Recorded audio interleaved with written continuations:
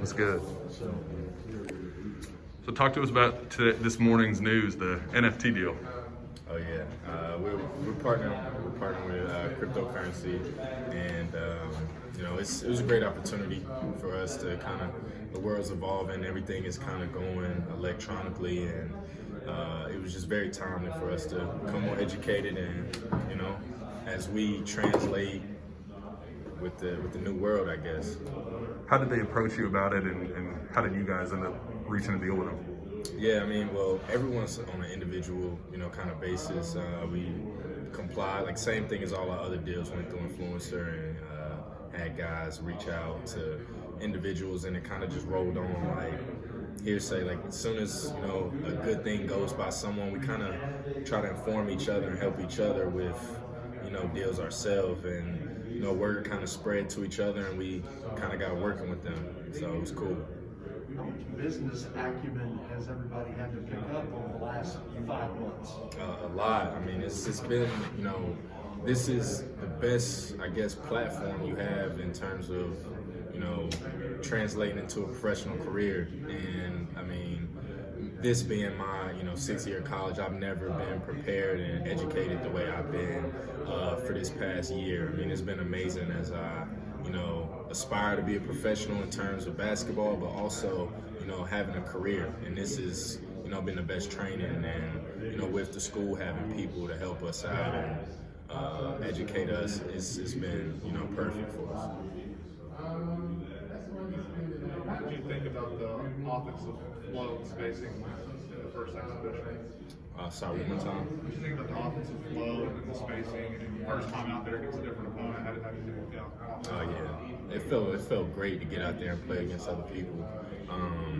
We're not really running our main sets because they are exhibitions. We don't want to give anything away too early, but we're working on kind of our chemistry. Playing with space. That's kind of one thing that we've been highlighting all summer and all preseason, opening the court up, whether that's 4 out, 1 in, or sometimes all 5 guys out with, one being in the dunker spot. So just being able to see things and play against different people was actually really fun. Going against the same guys every day, guys that know your game, it gets tough, and everyone's super talented. So it's a lot of days where some guys may be frustrated, including myself, but take that out on someone else was fun for sure. What's that balance like of trying to ramp up here in these exhibitions, not doing too much, but at the same time, you guys have like a huge first game of the season next week, so you guys got to be ready for that. What's that balance of just trying to figure things out right now? Yeah, just taking it one game at a time, like understanding that these exhibitions are just as important as, our games for the rest of the season. This is a time, to test ourselves, so really just taking it one game at a time and realizing that in order to get to each step, we gotta, take one step. So that's really all it is. Thank you, Dave. Yeah, thank you. What's the good, the bad that you took from last week's exhibition? One guy lit you guys up for 29. Yeah, just, defensive principles, like, watching the film, just the small things, like jumping to the ball, just realize, sorry that camera failed, but yeah, honestly, man, just, just small principles, team defensive, team minded, just, like I said, getting to the ball, helping rebound, boxing, just the small things that help show, some things that practice can't show, and also just being winded, running up that court was different than being in practice every day. So it was fun. It was a super good test. No matter who you play, it's always good to be in that environment and get a different feel. Davion, I know, looking ahead, you're not like to do that, but you got Duke coming up on Tuesday. What are your thoughts on opening up on such a big platform and that type of atmosphere? Oh man, I'm super excited. It's the tip off of the year. It's gonna be so fun. Right now our mind is really set on getting through this exhibition, getting through, this week's practice, including the weekend, and then we'll kind of channel our focus on Duke afterwards. But not looking too far ahead. I'm really excited, especially to play in the Garden. That'll be big. you know, we deserve it as players to be there and actually have a fan base. Your fans deserve it to be all together watching it. So, I mean, I'm excited for sure. That's your first time playing in the Garden. Would it be your first time? No, I've been playing in the Garden for a while. In the Big East, that was our conference tournament. So I've had a really big, my freshman year we played Villanova in the championship of the Big East tournament. So, I mean, it's been every year since then. So, yeah, it's been fun. I don't know how far back your historical knowledge goes in basketball and other sports, but playing in the Garden, it has to be on a completely different level. Yeah, it's Nobody who's electric. played there. Yeah, like, I mean, legends. Like, even in recent time, like, Carmelo's run with the Knicks, that was, like, legendary. I mean, just, like, Patrick Ewing, like, just, like, things like that. Like, and playing against Patrick Ewing in the Garden, like, with him as a coach. I mean, it's just small things. Like, it's just crazy like that. That's, like, you know, the highest of highs. It's like one of the best arenas to ever play in, so that'd be super fun.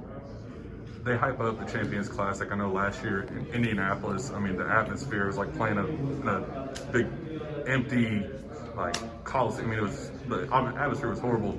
Yeah. Looking ahead to this upcoming week, like, it's like everything is built up to this. When you first signed at Kentucky, like, is this kind of like the first big moment that you've been kind of looking forward to as a Wildcat? Absolutely. Like, being able to, you know, I used to watch the championship class. Even if I had a game, going to, you know, being a starting guard at another, you know, high-level university, and then, you know, hurrying up, taking a shower after practice or there's a game, and make sure I get back and watch Kentucky and, you know, Duke and all the tip-off of this tournament. And now just to be playing in it is crazy to me, but no, I mean, a lot of years and hard work goes into that, but man, I'm super excited to be in this position from now, you know, hurrying and rushing to watch it, to now be a part of it.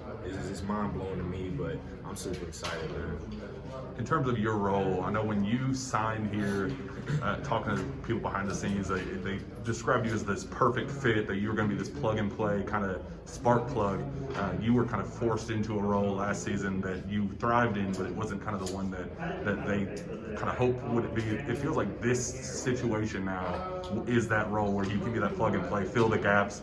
Do you think you're more comfortable in that type of role, or do you just kind of embrace whatever's thrown at you? Yeah, I mean, like, I understand, like, I personally don't look at myself as a plug and play guy. Like, I know that I am a fit whatever situation I'm put in because I'm able to adapt. I know that I'm adaptive, but if it's asked of me to lead and go out there and be the guy, that's what I can do. If it's asked of me to be a guy and embrace that position, and that's what I'll do. What's best for the team and what's best for myself as well, because I know ultimately when the team is succeeding, that's when you're individually looking your best. So for me, I know that that's like the motto that people give me, that, you know, I'm that glue guy, which I accept, I embrace it, but I don't necessarily accept the plug and play guy just because, like, I know that I'm special, I know what I'm capable of, and if it's asked of me to do anything, I know that I'm capable of that. So, I mean, it is what it is. I know that my role is definitely significant to this team, whether it's whatever's asked of me, but I'm just super excited with what we have so far, and I'm comfortable with, you know, my role as it is right now. What is your ideal role, and what do you hope to show in that role? Yeah, just I hope to show first that I'm a winner, like that I impact winning regardless of what's asked of me. But my role right now is just specifically like be what I am, like be a leader to these guys. I've been in college for a long time, and ultimately on the floor, just make shots, be able to make shots, be able to play defense, communicate, and you know, just be one of those responsible guys, know what's being asked of me every night and produce from that. Going back to that Duke game, has it hit you that, you know, Kentucky and Duke had such a series and everything, that you're going to be part of the last one that includes Coach K? Yeah, it's crazy. I mean, growing up in North Carolina, I was always a Tar Heels fan growing up, but I always told, like, my parents would ask me, just because I played basketball, obviously, they would always ask, well, if Carolina offered you opportunity and Duke offered you opportunity, who would you play for? And I always would say Duke, and I didn't understand because Carolina was always my favorite team growing up, of course. But now, just being a kid and then maturing, actually coming to Kentucky, just to be a part of Coach K's last game. I mean, that's super cool, just from a kid from North Carolina. So I am looking forward to that. But yeah, like it'll be great, just to be out there having fun, especially Tuesday.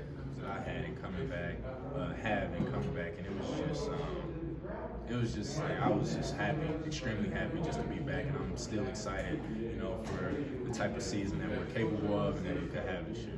So, what's your mindset finishing up these exhibition games and going into the season? Yeah, just continuing to build brick by brick. Don't get too ahead of ourselves. Just analyze every game. Find a way to get better every game. And okay, did we improve?